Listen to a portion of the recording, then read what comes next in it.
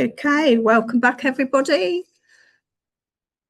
So Sarah unfortunately can't be with us this evening, so we have got some pre-recorded slides for you that's going to go through some toileting and sleep and some sensory issues.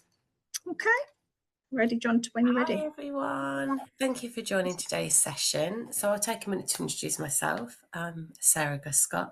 I'm an occupational therapist, but I currently work in higher education. I'm a teacher there.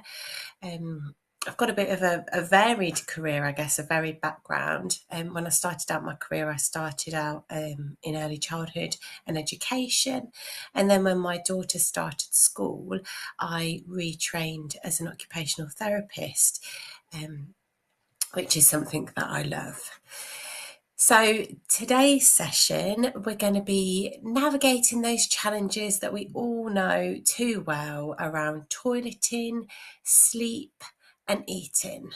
We'll consider sensory focused strategies for supporting primary age children. So we're thinking of that age range from around 4 to about 11.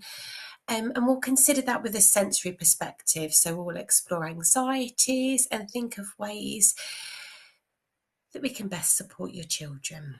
Okay. On top of my career, I'm a parent carer myself. So I've got lived experience. I've got 3 children, 2 of which are autistic. So I absolutely understand from a parenting perspective the impact that these challenges can have. Okay, so we'll start off by considering what is sensory processing, because the toileting, the eating, and the sleeping, we're going to have a sensory focused lens. So sensory processing, it refers to how we interpret information from our environment. So we all process information from our environment. Our brain processes that information and then it filters out all of the irrelevant information that we don't need. Okay, so somebody that's got sensory processing difficulties, their brain may not be able to filter out some of that extra information that somebody that doesn't have sensory processing difficulties is able to do. So for example, you might walk into a room and the extractor fan might be going on. So somebody without sensory processing difficulties might be able to walk into that room and not even recognise that that fan is going on, because their brain has processed that information and considered it irrelevant. It doesn't need to acknowledge it and so disregarded it. Somebody with sensory processing difficulties may walk into that space, exactly the same room, but actually their brain has noted that extractor fan and it's processed that information as something important, and so their heightened sensory system has noted that. Okay. So we've actually got 8 sensory systems. We've got our 5 external senses, which is our touch, taste, smell, sight, sound. And then we've got our 3 internal sensory systems. So our proprioceptive system, which is knowing where our body is without needing to look at it. So for example, if I was to close my eyes and touch my nose, I would know where my hand is in regards to my face without needing to look at it. Now this will become even more important when we're thinking about toileting. So I'll leave that there for now and we'll readdress it when we come to thinking about toileting. We've got our vestibular system, which is to do with our balance and coordination.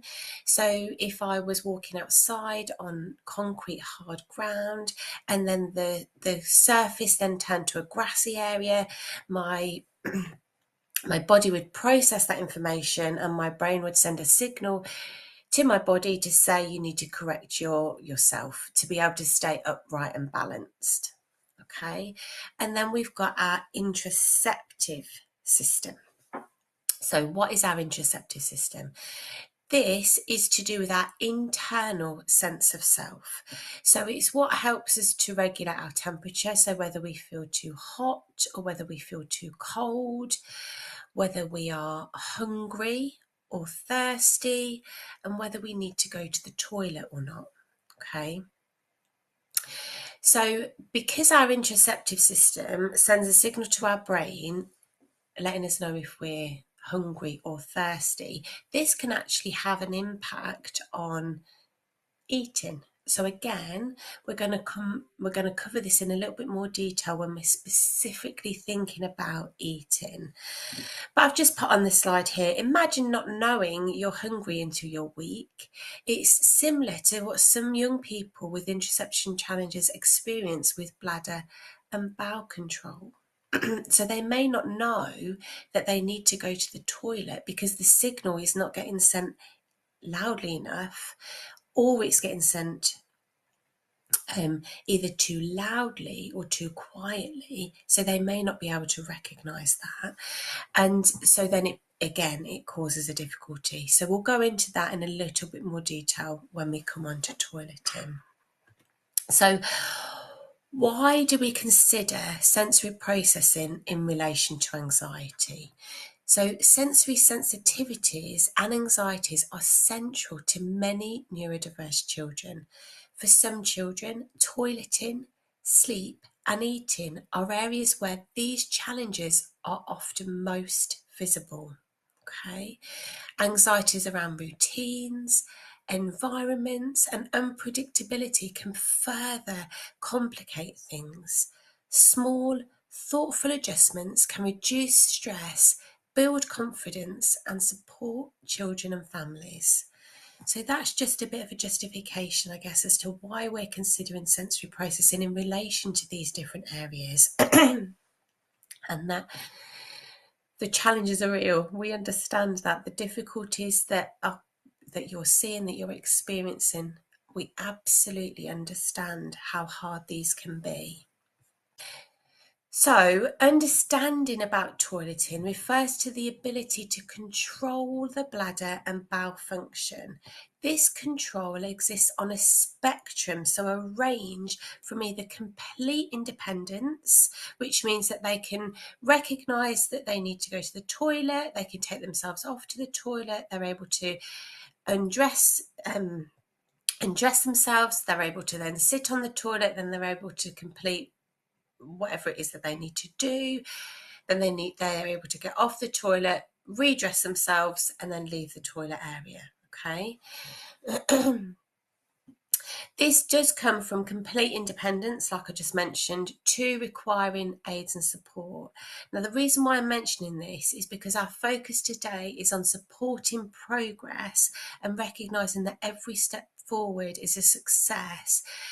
We're also going to be thinking about effective strategies and that potentially perfection won't happen immediately, but we're going to talk about steps to be able to work towards that. Okay. So toileting training is often a lengthy and complex process, particularly for autistic children and children that are neurodiverse. Challenges can include not knowing when they need to go to the toilet, possibly linked to interoceptive difficulties. It could be linked to communicating their needs and resistant to using the different toilets. Other sensory aspects also have an impact. So thinking about the loud flushes, the cold floors, the extractor fans, the strong smells, the bright mirrors, all of that can be really overwhelming. Which can present then as resistance, it can present as anxiety, it can intensify the struggles because we know that they are real. Now, an air of caution here is that in the first instance, I would always encourage you to seek medical attention first. So I know it can be difficult, but go and see a healthcare professional, whether that be your GP or your health visitor or a health professional in the first instance, and talk to them about your toileting challenges. Okay, that's to then rule out anything medical, any underlying medical conditions. All right, so that must always be the first point of call. So we're ruling out anything medical, then we can then think about, okay, is this sensory related? So I mentioned about interoceptive difficulties. So is it that possibly the signal, like I mentioned, is either getting sent too loudly or too quietly, and so the brain isn't then able to process that information efficiently to then generate a response. All right, so it could be that you're seeing your child and they seem to leave it till the very last minute, and then they're racing to the toilet, and then they're having an accident because they're actually not getting there in time. Now, that potentially is because that signal, they're not recognizing that signal soon enough. All right.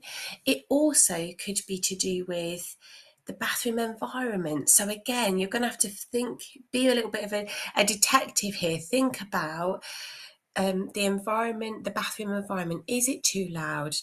Does the extractor fan kick in when the light turns on? Is that an overwhelming sound that actually, if your child's got sensory processing difficulty, that then becomes overwhelming, and so then they don't want to access that toilet? Is it that at school it's really noisy and busy and there's lots of sounds and different smells, and perhaps it's cold in there or too hot? It could be to do with proprioceptive difficulties. So remember, I mentioned about that, knowing where your body is in regards to your face. Now, if you think about the challenges with being able to wipe, if you can't see your hand and what it's doing when you're putting it behind your back, you won't be able to navigate where your hand is and what it's doing. So again, that adds a layer of complexity. It could be to do with your vestibular system and being able to stay upright, being able to use your core strength in order to stay upright, to be able to sit on the toilet. This could be presenting a challenge. Again, if your child can't quite reach the floor, so when they're sitting on the toilet and their legs are just dangling, this again could be sending uncertain signals to the brain, because actually their body isn't recognizing that that they're okay and that they're safe, they're all right, because it doesn't actually know where its body is. So being able to put something, a stool or something on the floor, so that they can ground themselves, they can put their feet on the stool and feel grounded, again, could be something to consider.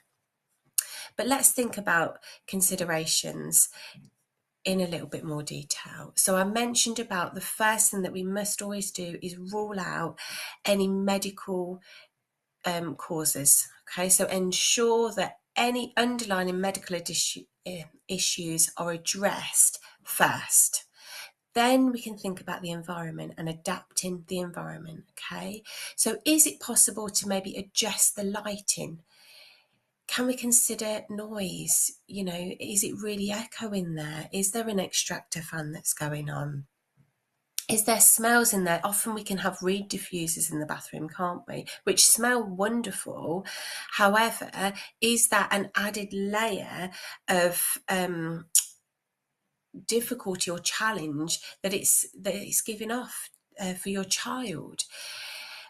We've spoken about providing a support for feet, so having a stool to step on.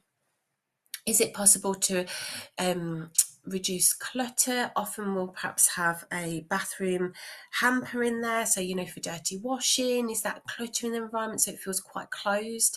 And maybe that's having an impact. So that's thinking about the actual physical environment of the bathroom. We can also consider if there is communication difficulties there. So is it that your child isn't able to effectively communicate that they need to go to the toilet? Now, this is where a conversation with school potentially is really important, because if your child is struggling to communicate, they may well be using a communication system at school. So they may be using something like PECS, where the child is able to use visual aids to communicate their needs. Now, if school is a safe environment and your child feels okay at school, it might be that you ask school for the PECS images so then you can use them consistently at home as well. An air of caution here, if actually your child is triggered by school and really struggles, I wouldn't then encourage you to necessarily use the same images. I would encourage you to get your child involved. Look at some images. If you don't want to use the PECS or the communication images that are used at school, get them involved, sit down, scroll some different images, see if there's one that they've got more of a preference to and that they like that you can then print out and use. So always get them involved in anything that you're doing. I know, again, this can be challenging, but it's something that if they can feel empowered to be involved with, that can also really help. Another thing that's to consider is breaking tasks down. So consider using social stories, for example, to break tasks down. So if we think about the complexity, I mentioned it earlier, it's not just about sitting on the toilet and then being able to do what you need to do. It's the build up prior to that. And then also after you've finished, what happens then? So thinking from the minute that the signal is getting sent to your brain to recognize that actually you need to go to the toilet from that moment. So it may be around having conversations about recognizing internal sensations. So, oh, my tummy's feeling a little bit rumbly because I might be feeling hungry, or oh, my tummy's feeling like I might need to go to the toilet. What's your tummy feeling like? So they can start to begin to recognize these signals. So maybe half an hour after you know they've had something to drink, you could maybe start to have those conversations. So it starts even before you've even thought about them going onto the toilet. Then thinking about, okay, have they got some tactile difficulties? Have they got difficulties with touch, with pressure, with being able to either hold things too firmly or too loosely? Is their dexterity impacted? So that if they've got perhaps trousers with a button, is that causing an issue? Are they finding it really difficult to be able to undo the button to then even be able to pull their trousers down? So thinking about these things to then be able to go onto the toilet. So it's about thinking about the environment as a whole. So your bathroom environment as a whole, smells, lighting, are they able to stand or put their feet firmly on the ground? Then it's thinking about task orientation, so breaking down the task. So starting right from the very beginning, before they're even on the toilet, and following along the process that your child goes through. And again, if you're using a social story, get them involved. Maybe use a picture of them. So you can take a picture of them and then add them into the story and keep going through that predictable routine every time. And if you have an accident, if they have an accident, that's absolutely okay. Celebrate those small wins. Maybe they've recognized for the first time that they need to go to the toilet, but they've not quite been able to verbalize that soon enough for them to be able to then get to the bathroom. That's a massive win. That's a big step in the right direction. Talk to your child about sensory processing in a way that they would understand, so they can start to think about their interoceptive system, that internal sense of self, to then be able to think, okay, what's my tummy doing now?